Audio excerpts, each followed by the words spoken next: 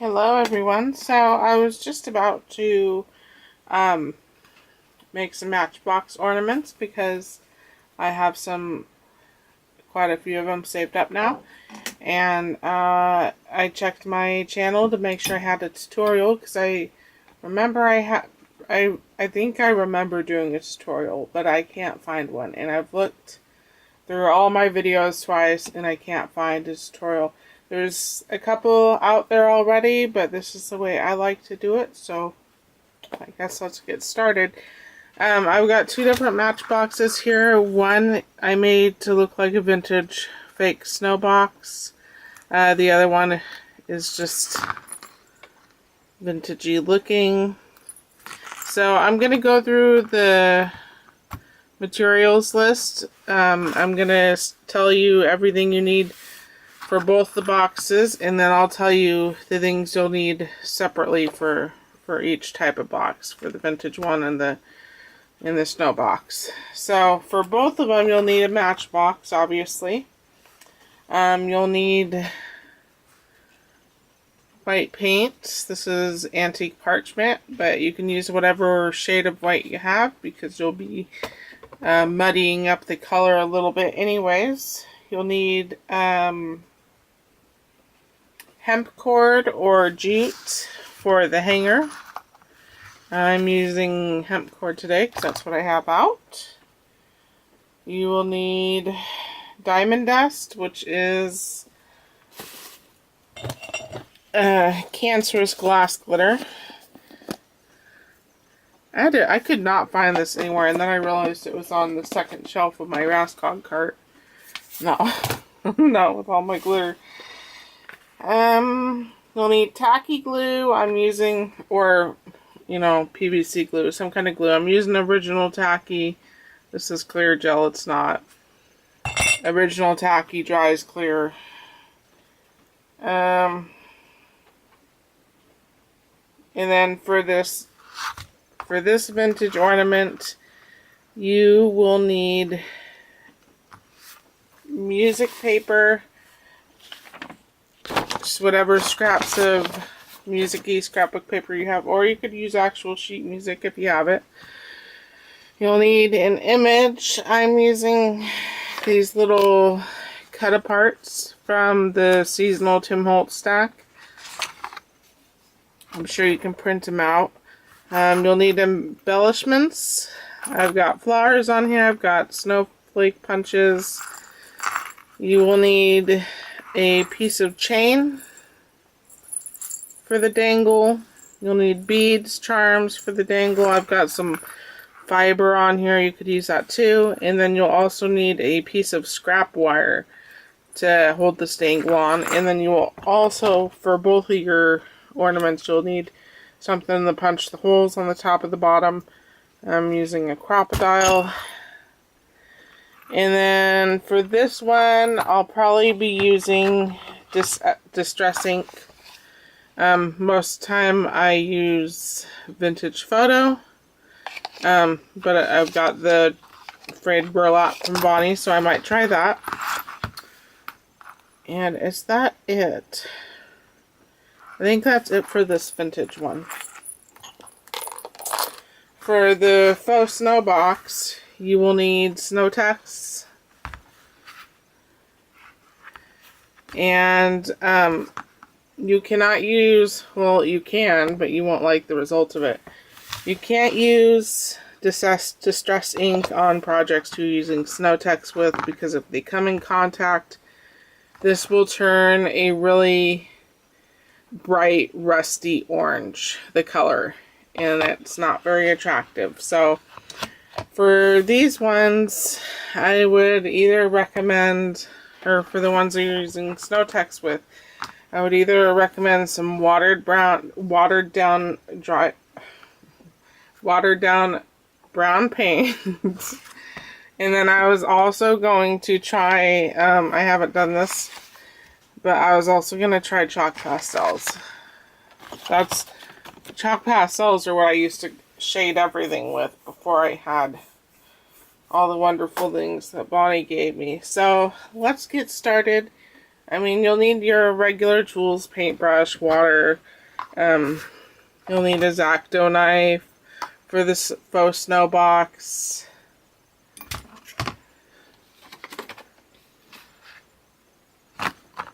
And I'm pretty sure I said you needed matchboxes for each ones, but if I didn't, you need this empty matchboxes for each one. Okay, so the first thing that you want to do is just take them apart.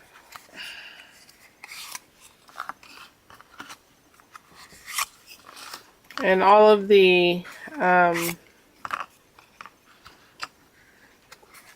materials will be listed in the description box below.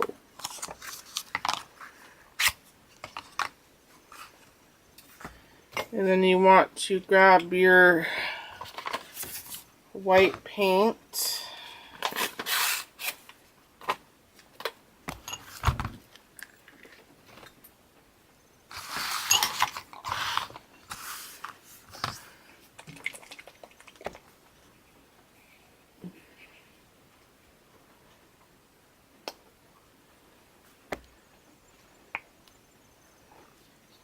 Probably way more than I needed. Oh shoot, for the snow box, I'm using these, I'm sorry. Totally spacing out. On the, where is it? Where is it? On the snow box, I just use a scrap of tan paper. This is some Tim Holtz tan paper, and then for the image, the seasonal Tim Holtz stack has these fake snow images. Like I said, you can probably, this tutorial is starting out so awesome. You can probably, you know, find images online that you can print out if you don't have that stack. Use what you have. So, I just take the paint and paint the two ends of the insert of the Matchbox because it's so stark white. And I just paint the ends because you're not going to see the middle part. Now, a lot of people's ornaments, the Matchbox actually opens. You can actually pull out the insert. I glue them shut for a couple reasons. The first one being is with the vintage dangle one, I want it to hide all the inside, so that end of the hanger and the wire and stuff that you attach to the dangle with, I want it to hide that. And second of all, I think it causes unnecessary wear and tear on your ornament if you're constantly opening them. And then with the outer cover of the Matchboxes, I just paint the edges again. Like I said, I don't worry about the middle part because you're going to be covering up that with paper, so it'll just be a waste of paint and your time.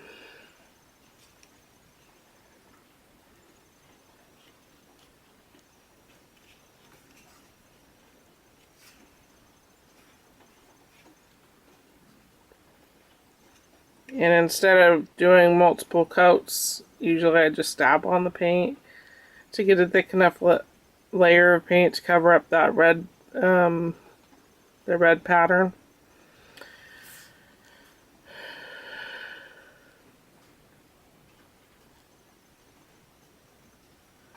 You can dry it with your heat tool, whatever makes it go faster for you.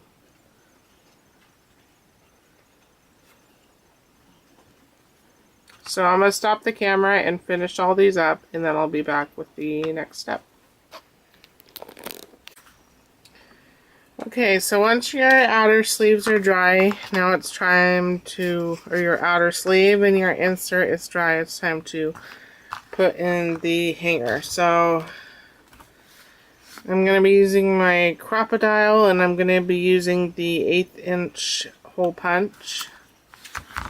And I need to turn it so that I can see about where the center is. That's a little bit near the front. That's okay. Quite get it where I wanted it, but it's okay. So once you have your hole punched in your box, it's time to grab your hemp or whatever you're using to tie it.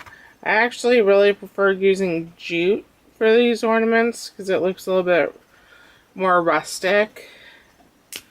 But I had taken my roll of jute outside to tie up some stuff and it never made it back inside.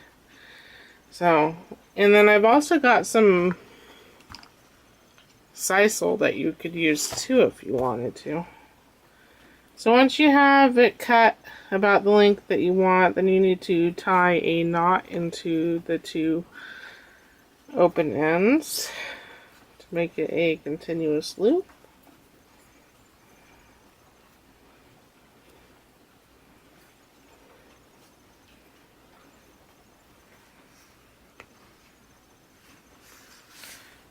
Like that. Once that's done, you're going to grab the non-tied end and you're going to shove it through the hole from the inside of the box. And if you wanted to be extra cautious, you could stick a dollop of glue on top of the knot and pull it up against the cardboard.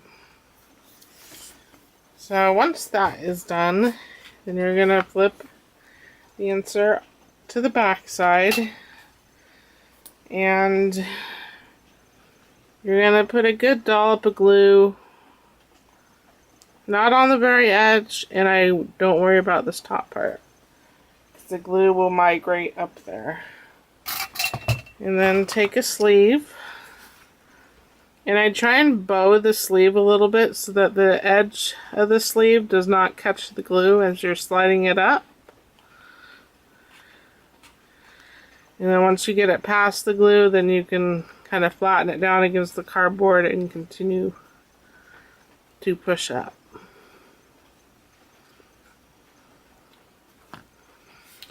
So the next part is to age the Matchbox so it doesn't look quite so pristine. Because this is the I'm going to be doing the snow box first. I don't know if I mentioned that. I probably didn't because I can't get anything right when I'm doing tutorials.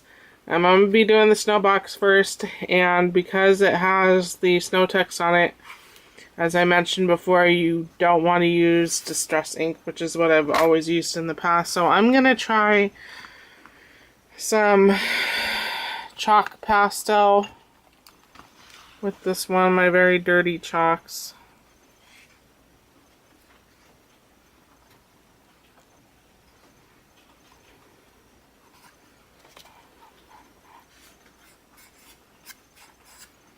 And I'm just wiping this brown onto the white edges. You could even do a little bit of black if you wanted to. And feel free to use whatever applicator tool you have. I'm just used to doing everything with, with my fingers. It goes faster.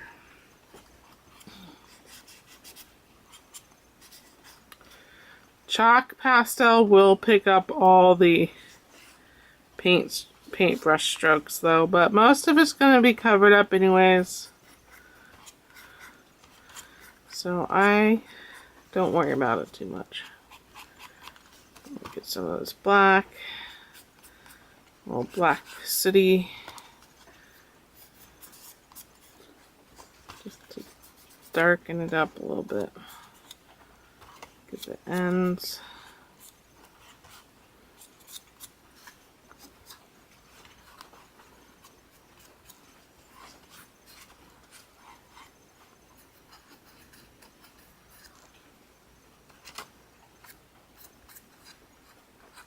Stick some on the hemp.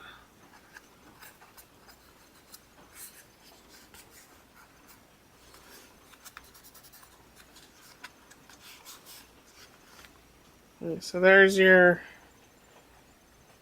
dirtied up white. Get those out of the way. So next we're gonna, actually I think I'm gonna stop at this point and go charge my camera because the battery is blinking at me. So I'm gonna charge my camera and I'll be back with the next step. Okie dokie, so here is the next part. So next we're going to put on the paper, and you want the piece of paper to be about 4.5 by 2 inches. I measured this piece. Normally I don't even measure, I just cut it off until it fits. So this is going to be my back, so I'm going to start here.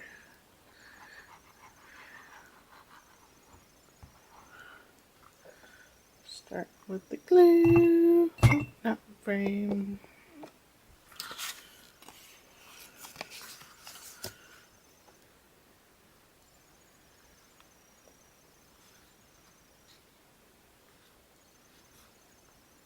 And if you have a piece that's not as long as this piece, you know, that's fine. Just use whatever scraps you have. That's the most important thing to remember, is to use your scraps.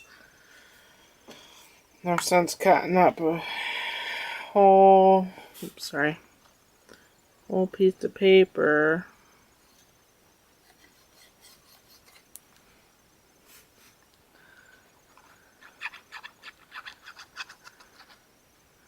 And I know I had forgotten to say it in the first part,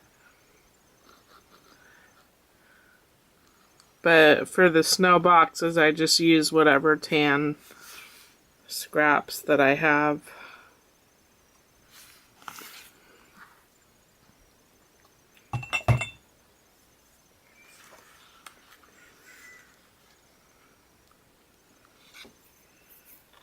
Sure that's kind of even.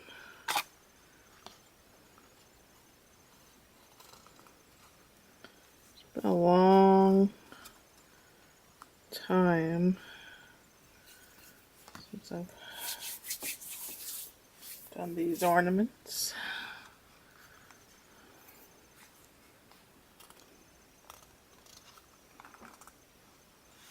Sorry if I keep going out of camera there. So then you'll have something like this. I normally like to have a little bit of a lip, you know, so that you see the edge of the box, but this is, you know, the size, the scrap kind of fit it perfectly, so I don't want to cut it down. Just massage it, get those air bubbles out. The crease is made. Okay, so next we need to get the image, and I'm sorry if I repeat things. I have horrible memory and I don't remember if I said things in past video parts. This is a Christmas snow image from the seasonal, I think it's called Seasonal Tim Holtz stack. It's one of his little cut aparts.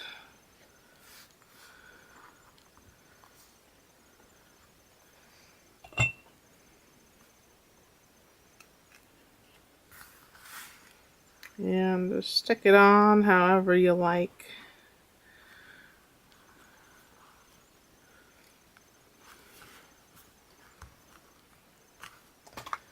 Some of the cut aparts in this stack, where is it? Of course I misplaced it. Like this one is wider than the than the width of the box. So I just folded the ends over.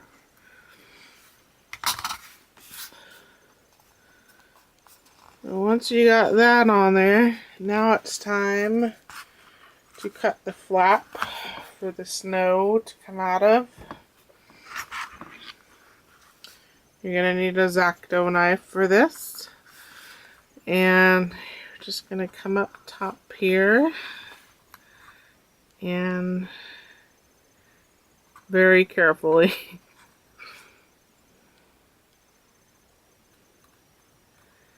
cut the flap.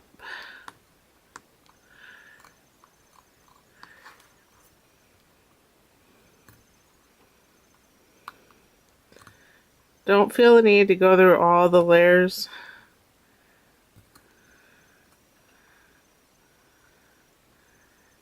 Just need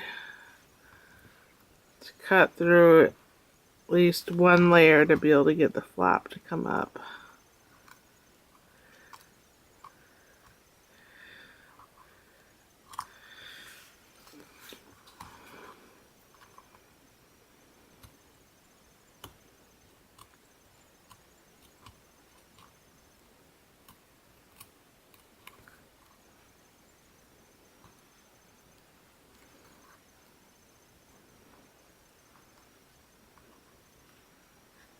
This one is really fighting me.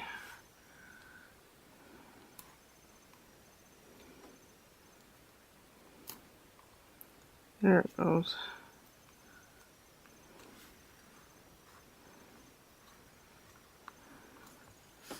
So as you can see, I did, well, maybe you can't see because it's blurry.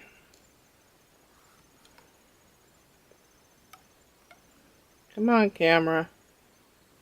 There it is. I did some damage to the top of the box. Don't worry, because you can cover it up with Snowtex. But you just want that flap, so it looks like, you know, one of those pour spouts. So the next thing you need is your trusty Snowtex.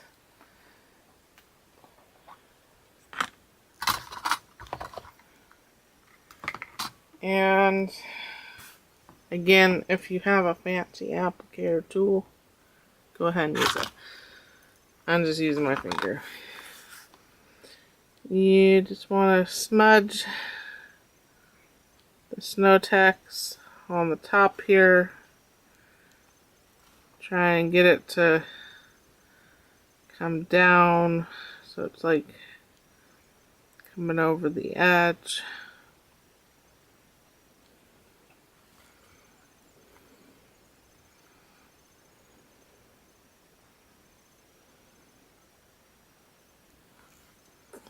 And then I like to kind of push that flap down into the Snowtex, and the Snowtex will kind of grab onto it, and when it hardens, it'll protect that little flap from, you know, getting torn off through handling.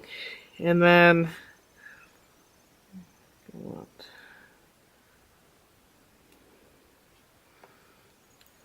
I like to stick a little bit more up top for decoration.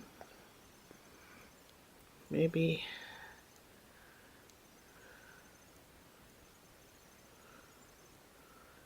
have it coming down the back.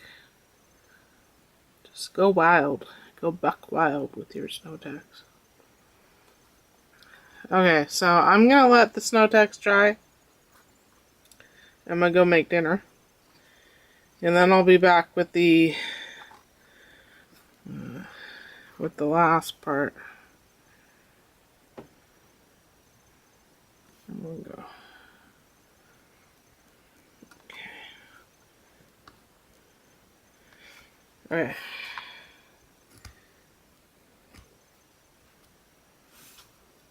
I'll be back.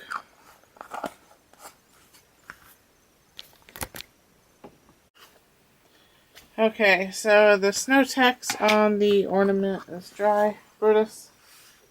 Hey, Brute, I can't concentrate when you're licking yourself. Is dry. I like to add, I mean, you can skip this step and just be done with the ornament now, but I like to add diamond dust because I like sparkles and snow is sparkly, and, you know, any chance I have to add sparkles, I add sparkles. So I just use original tacky and I dab on wherever there's Snowtex. I don't worry about smoothing it out.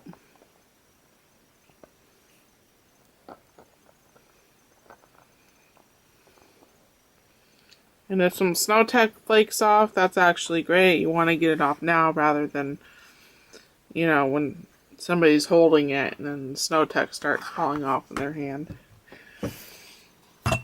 So once you have it glued up,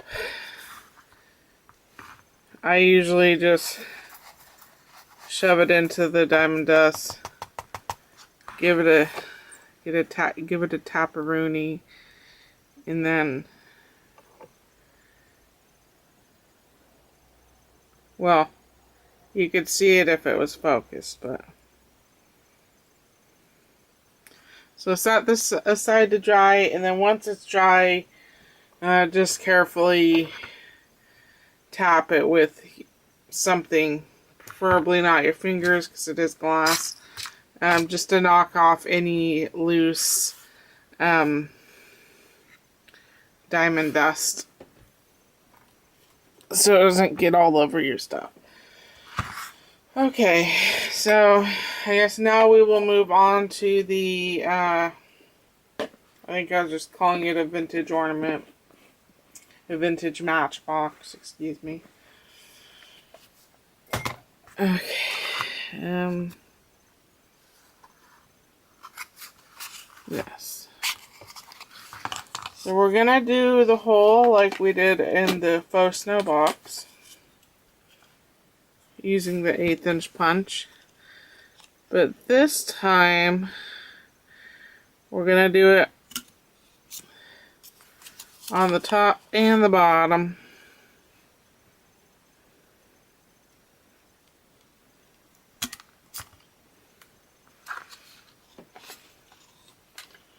Now I ran out of hemp, so I've got these 2 pieces of ribbon that I got in the de-stash that were in my collect-all bin. I'm just going to shove both of them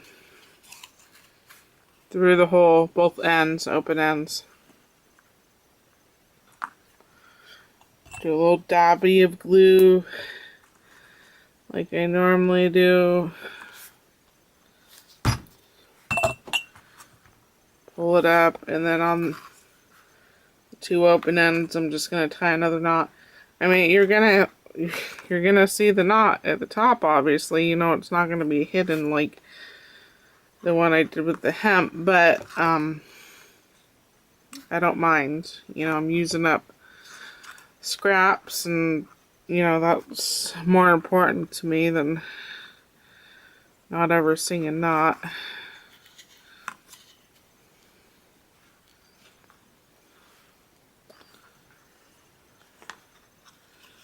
So there's your hanger.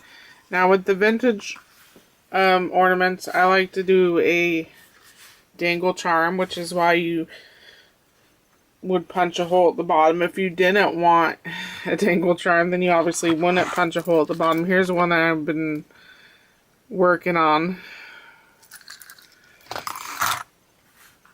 So to stick in the chain, I've just got a piece of chain that I cut off from some junk jewelry, and you're going to need,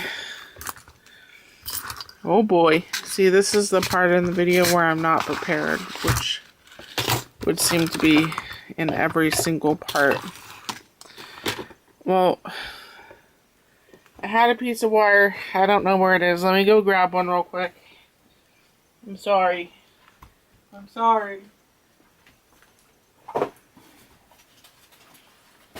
Oh no.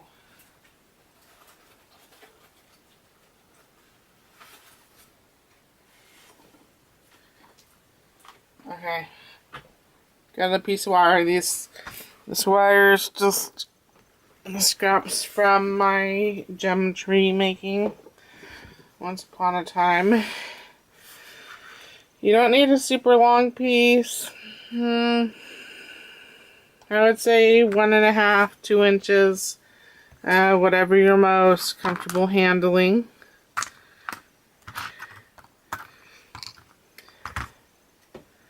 So you've got your piece of wire. You're going to want to bend it into a U shape.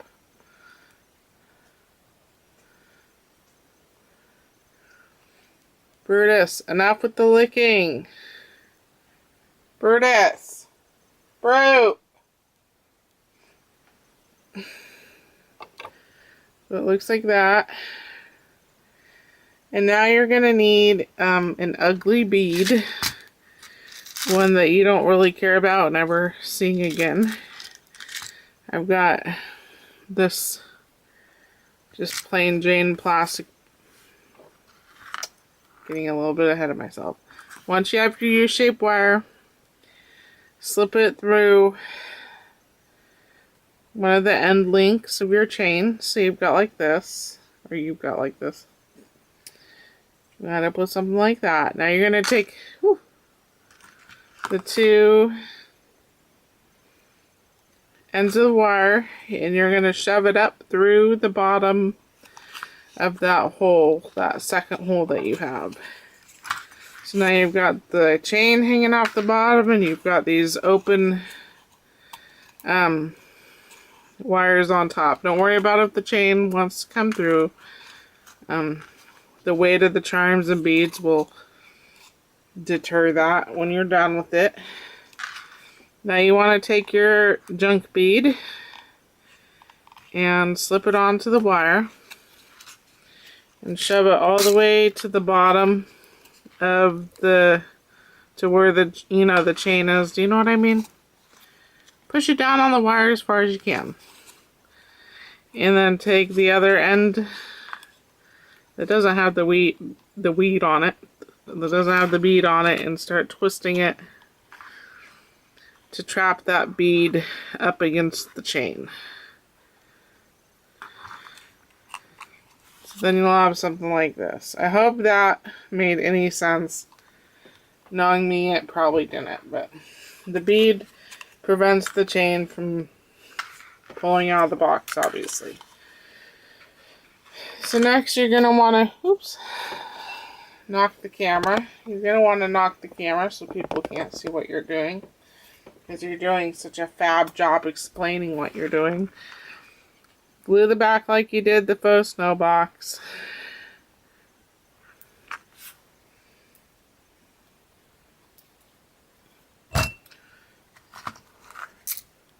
Oops, wrong one. There's my wire. See, I knew I had some wire. That was the piece I just cut off.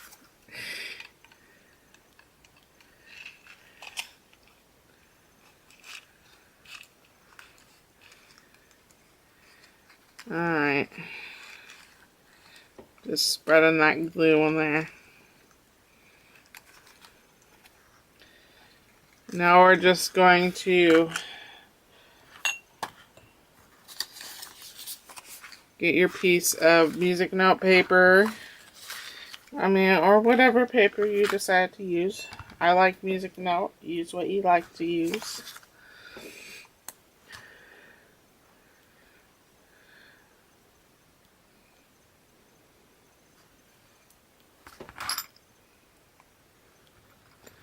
I'll be a little bit more careful with this paper because it's so thin that it'll warp on me.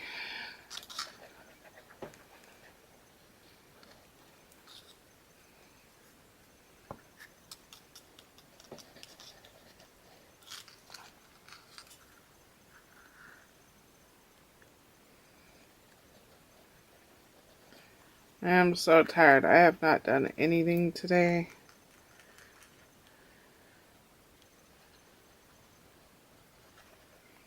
Amber got me up a little bit early. And I like to get up to go to the bathroom. And then I just didn't go back to bed after I took her out.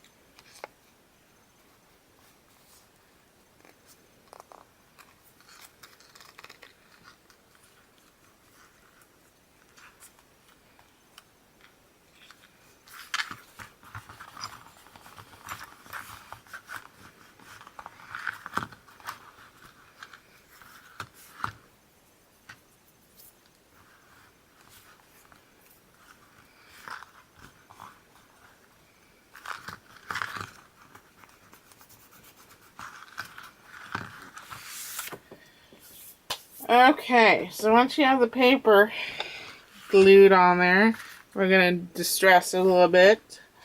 And I'm using Distress ink because I don't use Snowtex on the ones with just the images, the non-faux snow ornaments.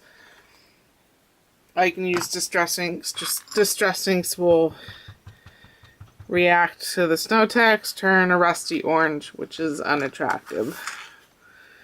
And I just go over it. The paint seems to help so that you can wipe a little bit of it off after you put it on, so that it's not so dark.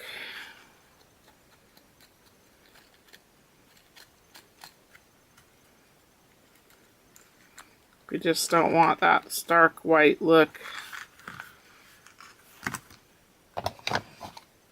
Try some. Ooh, yeah, that's a good color. Use the, what is this? Frayed burlap. That's a good color. I shouldn't have been using this vintage photo. This one's much better. Okay.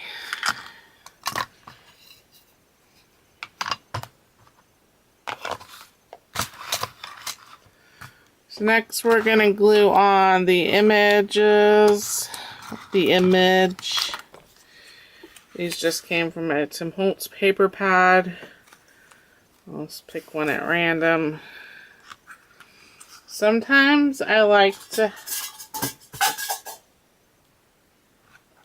when I was getting a piece of wire, I accidentally pulled one of the tacks that's holding up my shoe rack up, so everything's falling out of it now. Sometimes I like to have the edges kind of curved.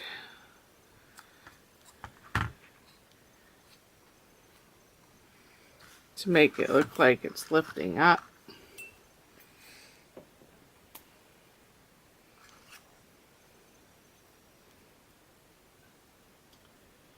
Just gluing it off camera real quick.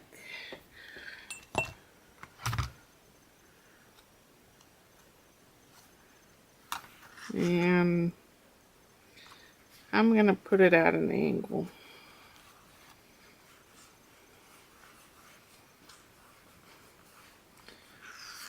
And embellishments. Embellishments. So I've got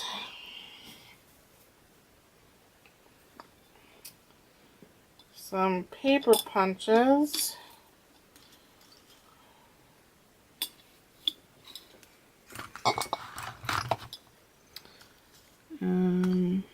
Ooh, that's pretty gold one.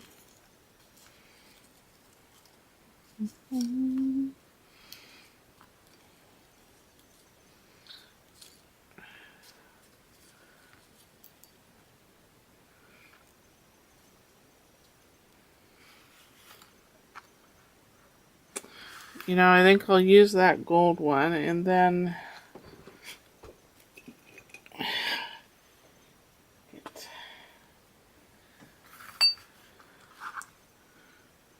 glue this one on real quick. I need to get a new Zig pen.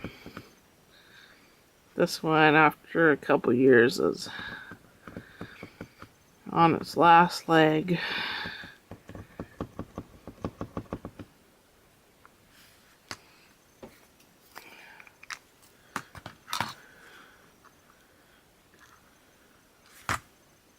I'm just gonna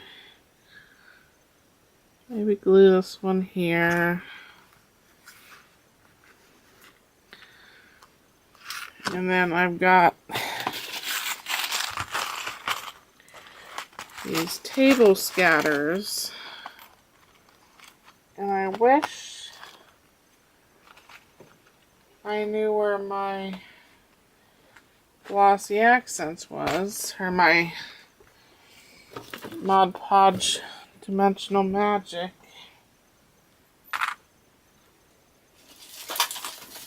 Maybe in here.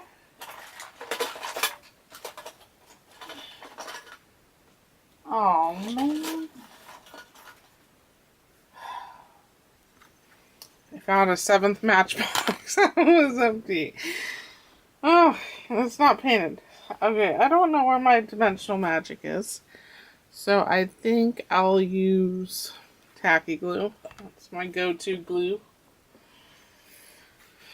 And I usually like Dimensional Magic for, this is metal, and I like Dimensional Magic for metal, but tacky glue should do the trick.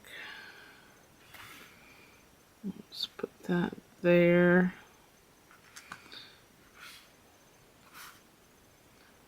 Up a little. And should I do another one? Yeah, why not? I pulled it out. Might as well.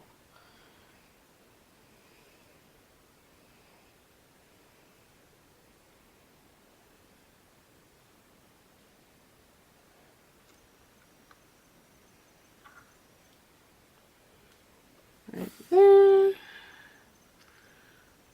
Push it down. Now I'm gonna add some sparkle to this. So I'm putting glue on top of that curved edge that I did on the image. One, it's gonna make it sturdier, and two, it's gonna add some sparkles. I think we all know my feelings on sparkles.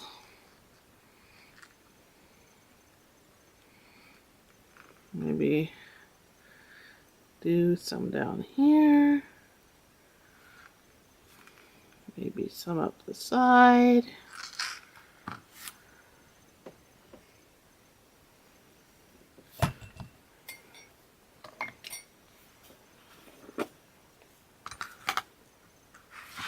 Oh, just stuck my finger in it.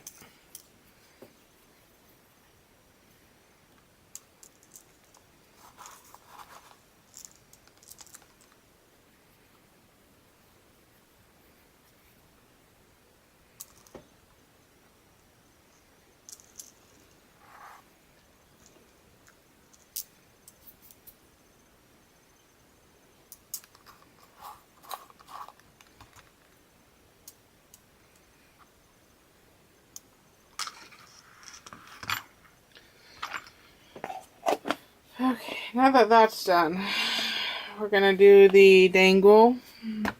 And you could do the dangle before you did this part. That might actually make more sense to do that. So I made a bunch of dangles last night just out of the beads that I had sitting on my desk. There's nothing special about them. They're all junk beads. Colors don't even really match, but it doesn't really matter to me. And it's like I got some sparkles on the chain. Stick the jump rube stick the jump rube on the tube. Stick the jump rube stick the jump ring on the dangle. Stick the jump ring through the chain Not that you'll be able to see this. And then just close it. And you just stick on whatever dangles and stuff you want on there. I've got some charms over here.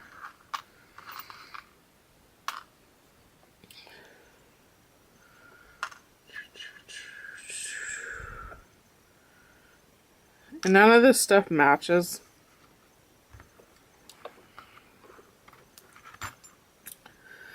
This is all junky stuff. Let's see where the split is in this ring. Where is your split? Oh, is that it? You split there. Show me where you were split, ring. Can't find the split on that ring. Oh, that ring won't work.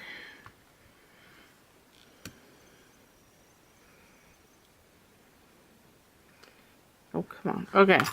I'm gonna stop here because I can't seem to open up a jump ring right now. So just keep sticking them on. Stick on as many dangles and charms as you want, and then I'll be back to show you it completed. It'll just take too long for me to. Okay, so here are the finished ornaments.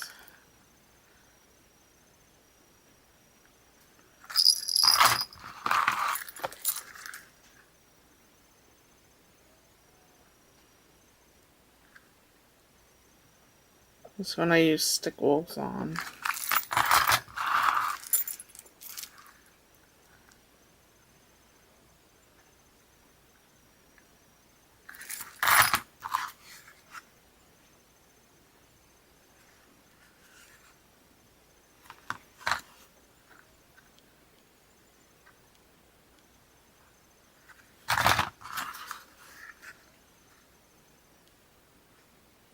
That's it. Thanks for watching, and I'll talk to you guys later. Bye.